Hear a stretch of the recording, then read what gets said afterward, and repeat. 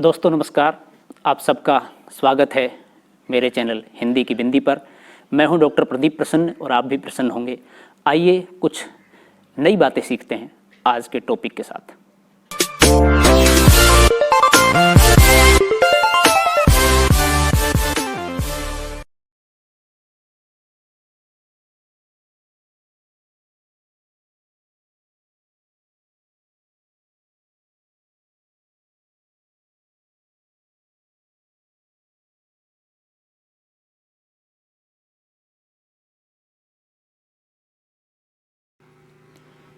विद्यार्थियों, आज की वीडियो हम बना रहे हैं कक्षा 12 की हिंदी पुस्तक अंतरा भाग 2 के काव्य खंड से, जिसमें कवि केदारनाथ सिंह के द्वारा लिखी गई कविता बनारस और दिशा, इन दोनों कविताओं से संबंधित। इस वीडियो में हम कवि का परिचय, कविता का सार, उसका अर्थ, भाव एवं सप्रसंग व्याख्या करेंगे। और इसके बाद एक वीडियो हम इस पाठ से संबंधित प्रश्नों के उत्तरों को लेकर के बनाएंगे, ताकि आपके लिए परीक्षा में वो सहयोग कर सके।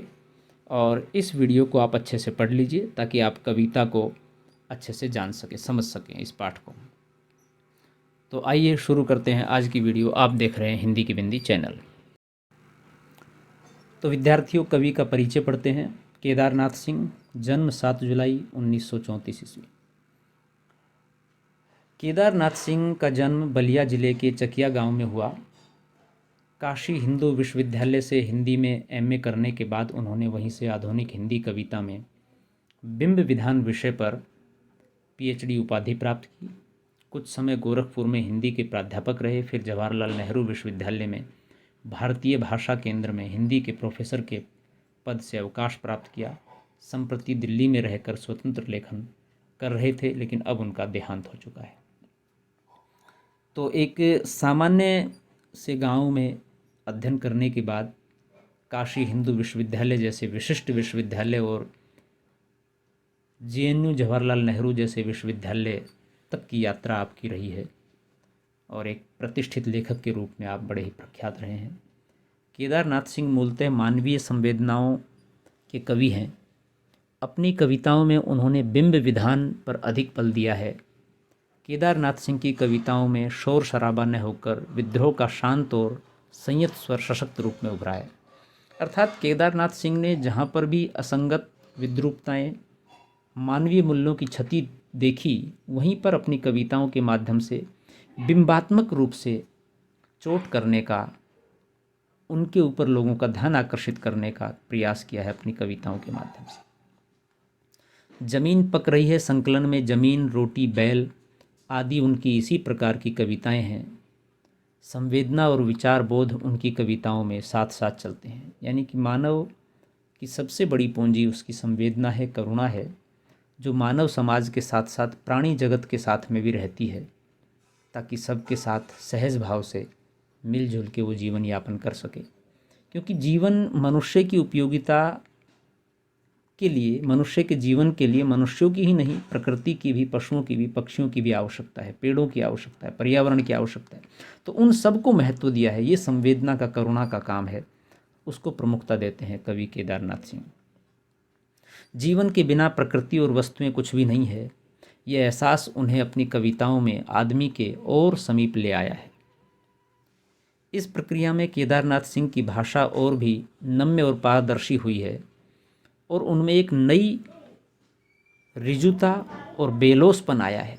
यानी कि एक सत्यता आई है, एक स्पष्टता आई है और बहुत सहज भाव से विशिष्टता कहने का एक गुण उनमें पनपा है। उनकी कविताओं में रोज़मर्रा के जीवन के अनुभव परिचित बिंबों में बदलते दिखाई देते हैं। यानी कि वो अपनी कविता के माध्यम से प्रतिदिन की घटनाओं को ऐसे सामने रखते हैं जैसे कि वो किसी बिंब के माध्यम से प्रस्तुत हो रही हो, जैसे कि हमारे सामने वो एक चित्र बन रहा हो। शिल्प में बातचीत की सहजता और अपनापन अनायास ही दृष्टिगोचर होता है। अकाल में सारस कविता संग्रह पर उनको 1989 के साहित्य अकादमी पुरस्कार से और 1994 में मध्य प्रदेश शासन द्वारा संचालित मैथिली शरण गुप्त राष्ट्रीय सम्मान तथा कुमारन आशान व्यास सम्मान दयावती मोदी पुरस्कार आदि अन्य कई सम्मानों से भी सम्मानित किया जा चुका है। यानी कि आप ये पुरस्कार निश्चित रूप से किसी को बड़ा नहीं करते, लेकिन पुरस्कारों का मतलब तात्पर्य यह है कि आपकी कविता कितनी महत्व रखती है और कविता कितने लोगों तक पहुंचती है, कविता कितनी विशिष्ट है, उसमें कितनी संवेदनाएं हैं, इन सब बातों का प्रतीक है, परिचायक है पुरस्कार। अब तक केदारनाथ सिंह के 7 काव्य संग्रह प्रकाशित हुए हैं। बिल्कुल अभी ज़मीन पक रही है, यहाँ से देखो, अकाल में सारस, उत्तर कबीर तथा अन्य कविताएं, बाघ, टालस्टॉय और साइकिल, कल्पना और छायावाद और बिंब विधान का विकास उनकी आलोचनात्मक पुस्तक है। मेरे समय के शब्द तथा कब्रिस्तान में पंचायत निबंध संग्रह है। हाल ही में उनकी चुनी हुई कविताओं का संग्रह प्रतिनिधि कविताएं नाम से प्रकाशित हुआ है। ताना बाना नाम से विविध भारतीय भाषाओं का हिंदी में अनुदित काव्य संग्रह हाल ही में प्रकाशित हुआ है। यानी कि ये सब रचनाएं उनकी प्रकाशित हो चुकी हैं। अब हम बात करते हैं यहाँ पर जो कविता है बनारस, उसके बारे में। बनारस कविता में प्राचीनतम शहर बनारस के सांस्कृतिक वैभव के साथ ठेठ बनारसीपन पर भी प्रकाश डाला गया है। बनारस शिव की नगरी और गंगा के साथ विशिष्ट आस्था का केंद्र है। बनारस में गंगा, गंगा के घाट, मंदिर तथा मंदिरों और घाटों के किनारे बैठे भिखारियों के कटोरे जिनमें वसंत उतरता है का चित्र बनारस कविता में अंकित हुआ है।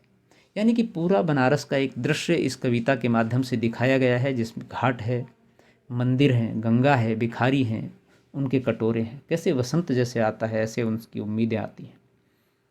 इस शहर के साथ मिथ की आस्था, काशी और गंगा के सानिध्य से मोक्ष की अवधारणा जुड़ी है।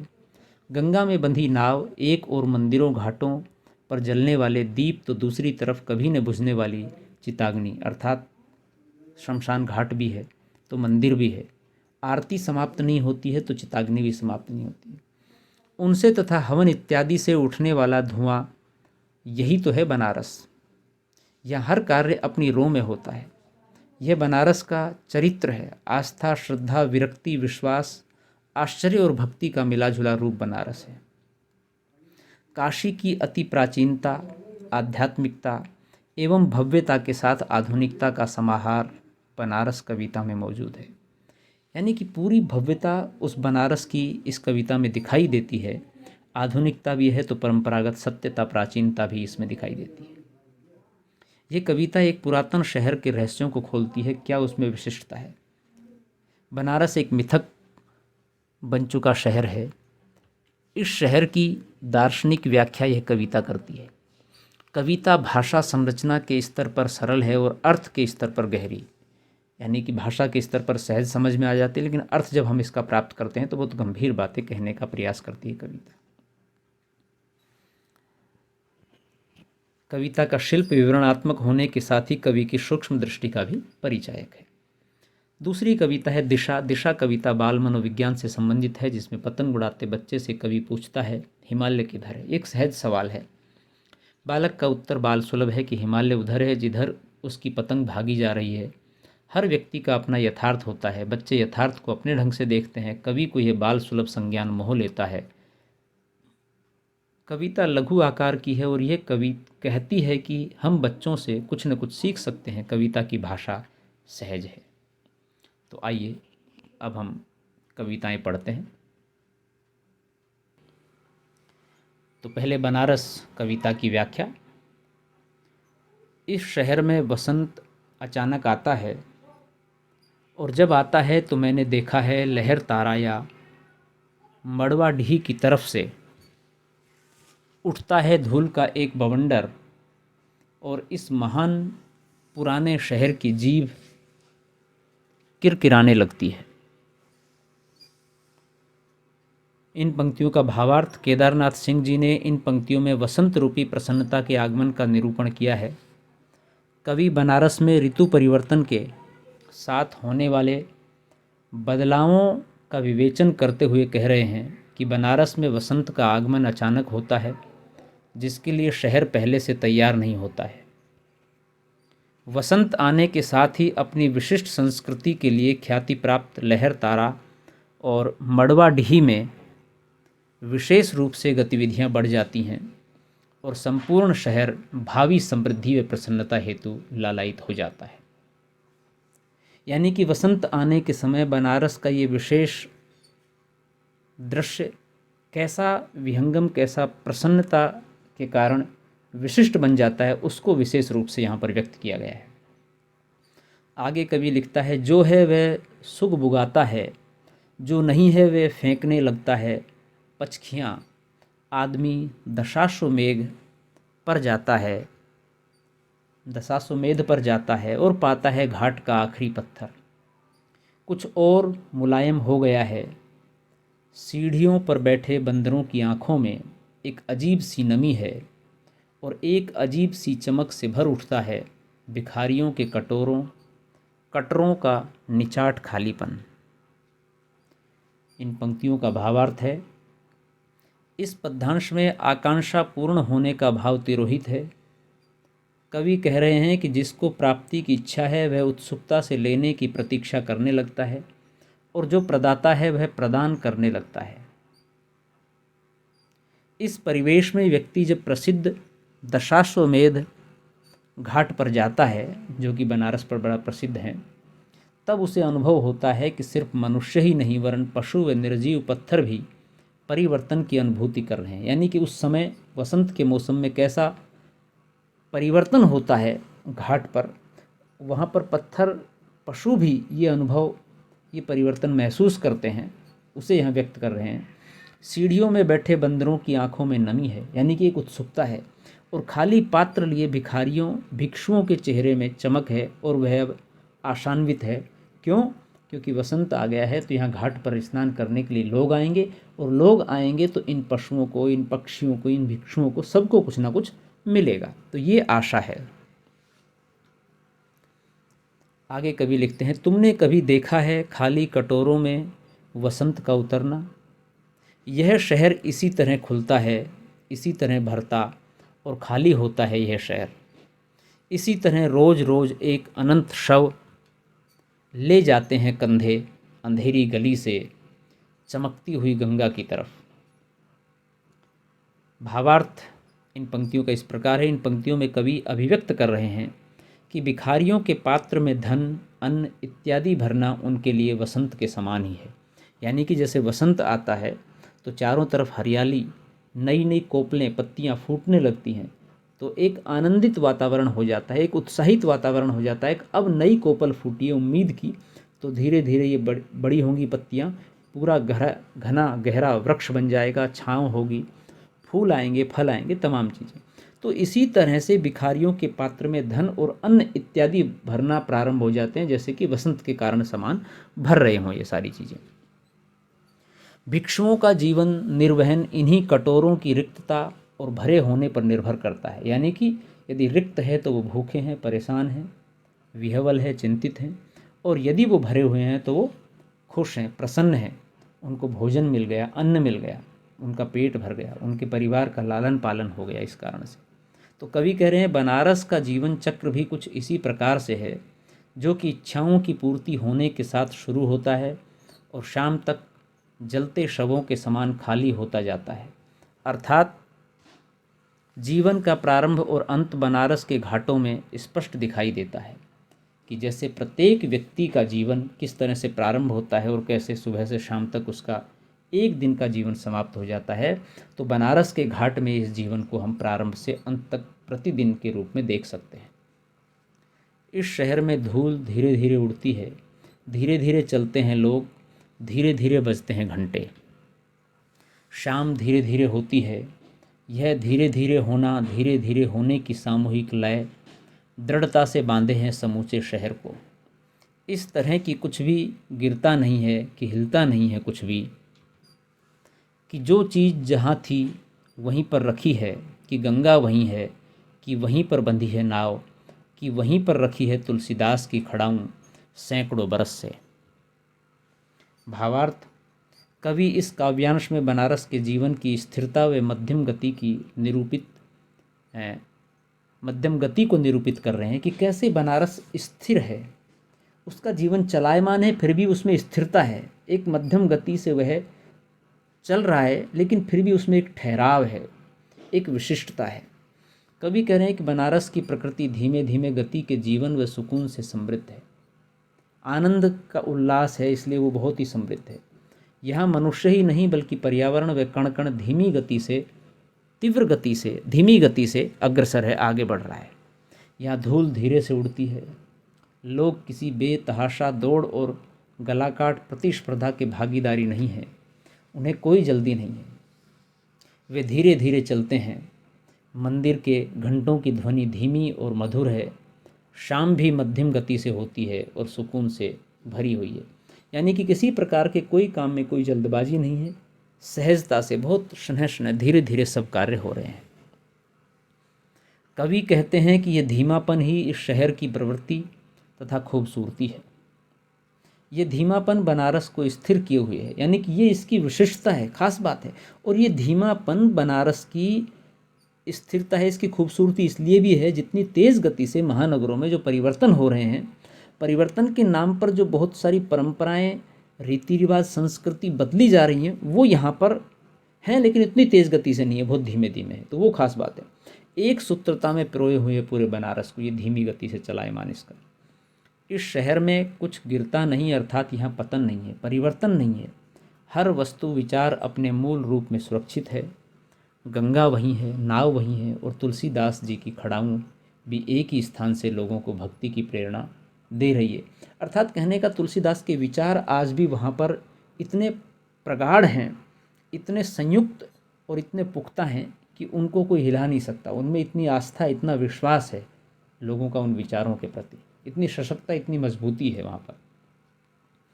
कभी सही सांझ बिना किसी सूचना के घुस जाओ इस शहर में, कभी आरती के आलोक में इसे अचानक देखो। अद्भुत है इसकी बनावट, यह आधा जल में है, आधा मंत्र में, आधा फूल में है, आधा शव में, आधा नींद में है, आधा शंख में। अगर ध्यान से देखो तो यह आधा है और आधा नहीं भी है। यहाँ कवि का भावार्थ है, कवि कविता के इस अंश में बनारस के दार्शनिक पक्ष को उजागर कर रहे हैं कि उसका दार्शनिक पक्ष किस तरह का है। केदारनाथ जी कह रहे हैं कि ढलती शाम के समय आरती की रोशनी में वाराणसी की बनावट अलौकिक प्रतीत होती है, बड़ी ही सुंदर और खूबसूरत बन जाती है। जब उस समय आरती होती है तो बनारस पूरा उस आध्यात्मिक धरातल की ओर चला जाता है जिसके अंदर व्यक्ति किसी अलौकिक दुनिया में खो जाता है, तो वो अलौकिकता प्रतीत होती है उसको। यह शहर आधा जल में, अर्थात आधा गंगा की संस्कृति में है, ओतप्रोत है, वहाँ से डूबा हुआ है उसके अंदर।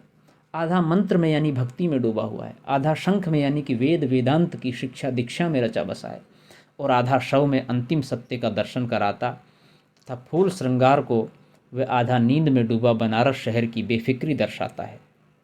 वास्तव में बनारस के गूढ़ दर्शन किए जाएं तो वह आधा है और आधा नहीं। बनारस सतत पूर्णता की ओर अग्रसर है, पूर्ण नहीं है। अर्थात बहुत सारी हर जगह जो कमियां होती हैं, जो कवि को भी अपेक्षा है, वहाँ के निवासियों को अपेक्षा है कि ये चीज़ भी कुछ और अच्छी हो जाए, तो उस पूर्णता की ओर, प्राप्ति की ओर अग्रसर है। पूरा नहीं है लेकिन उसके लिए लालायित है, एक अंदर से इच्छा है। आगे कवि लिखते हैं, जो है वह खड़ा है बिना किसी स्तंभ के, जो नहीं है उसे थामे है राख और रोशनी के ऊंचे ऊंचे स्तंभ, आग के स्तंभ और पानी के स्तंभ, धुएं के, खुशबू के, आदमी के उठे हुए हाथों के स्तंभ, किसी अलक्षित सूर्य को देता हुआ अर्घ्य। शताब्दियों से इसी तरह गंगा के जल में अपनी एक टांग पर खड़ा है ये शहर, अपनी दूसरी टांग से बिल्कुल बेखबर। भावार्थ है यहाँ पर, इस काव्यांश में कवि ने बनारस की आत्मनिर्भरता, दृढ़ता व सहयोगी भावना को प्रदर्शित किया है। यानी कि जो उसकी एक निष्ठता है, जो उसमें आत्मनिर्भरता की ताकत है कि एक टांग पर खड़ा है, अपने यहाँ पर वो आत्मनिर्भर है, आर्थिक रूप से भी मजबूत है, आध्यात्मिक रूप से भी सशक्त है, सामाजिक रूप से भी सशक्त है। तो इन तमाम क्षेत्रों में कितनी सशक्ति है उसके अंदर, वो यहाँ प्रदर्शित हो रही है। उसका दार्शनिक पक्ष, उसका सांस्कृतिक पहलू, उसकी सामाजिक संगठन की एकता। केदारनाथ जी का मानना है कि बनारस में जो लोग हैं वे स्वयं के बल पर खड़े हैं, आत्मसम्मान के साथ खड़े हैं।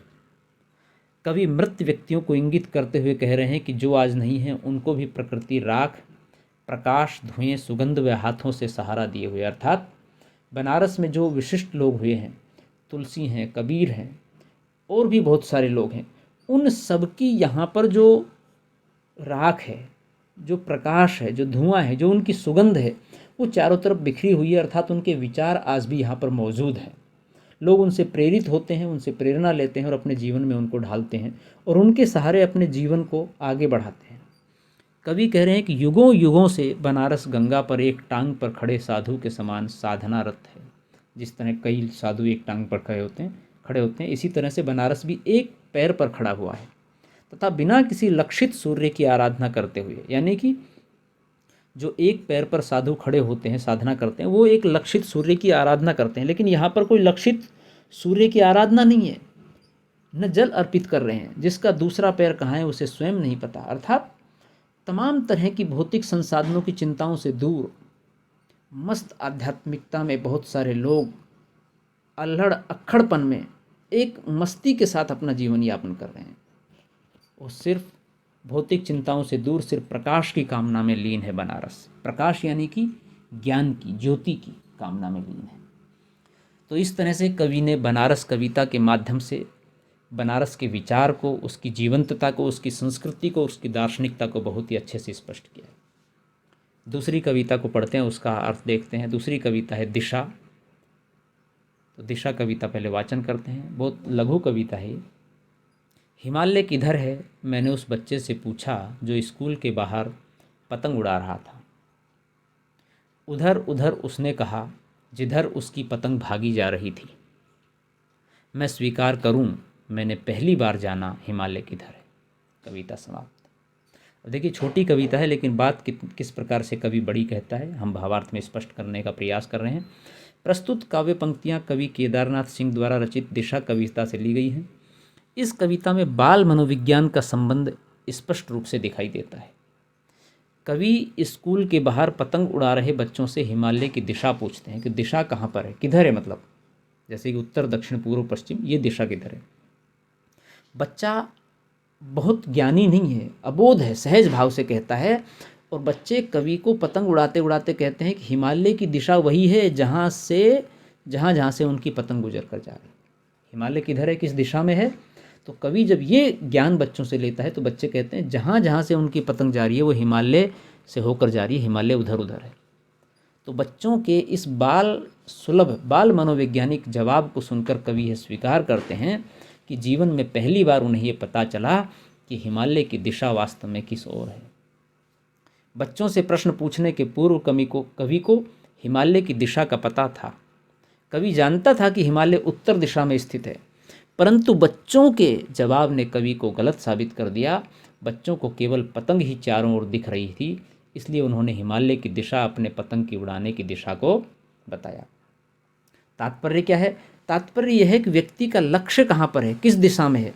तो हर व्यक्ति के लिए उसका लक्ष्य जिधर है वही उसकी दिशा है, उधर ही उसका ध्यान है, बाकी इधर उधर उसका ध्यान नहीं है। तो बहुत बाल सुलभ मन से कितनी गंभीर और गहरी बात कवि ने यहाँ पर स्पष्ट कर दी दिशा कविता के माध्यम से, कि बच्चों के लिए हिमालय उस दिशा में है जिधर उनकी पतंग जा रही है। तो ऐसा ही निर्मल, स्वच्छ और एकाग्रचित ध्यान सबका होना चाहिए अपने लक्ष्य के प्रति, तभी वो प्राप्त कर सकते हैं। तो विद्यार्थियों, बनारस और दिशा कविता दोनों का यहाँ वाचन किया, उनका भाव, उनकी व्याख्या, उन सह प्रसंग व्याख्या करते हुए स्पष्ट करने का प्रयास किया। तो वीडियो यहीं समाप्त होती है। वीडियो आपने पूरी देखी, इसके लिए आपका बहुत बहुत आभार। यदि वीडियो आपको अच्छी लगी हो तो इसे लाइक करें, शेयर करें, कमेंट्स करें और हिंदी की बिंदी चैनल को सब्सक्राइब करना न भूलें। साथ ही साथ बेल आइकन को भी दबाएं ताकि सभी प्रकार की वीडियो की सूचना आप तक पहुंच जाएं और वीडियो आपके लिए लाभान्वित होगी, ऐसी हमें आशा है। यदि आपके मन में कोई सवाल, कोई जिज्ञासा, कोई प्रश्न हो इस वीडियो से संबंधित या अन्य किसी टॉपिक से संबंधित, किसी पाठ से संबंधित, तो आप कमेंट्स बॉक्स के माध्यम से हमें सूचित करें। हम आपके प्रश्न का उत्तर देने की कोशिश करेंगे। तो आज के लिए इतना ही। नेक्स्ट वीडियो में नेक्स्ट टॉपिक साथ फिर मिलते हैं। तब तक के लिए शुक्रिया, नमस्कार।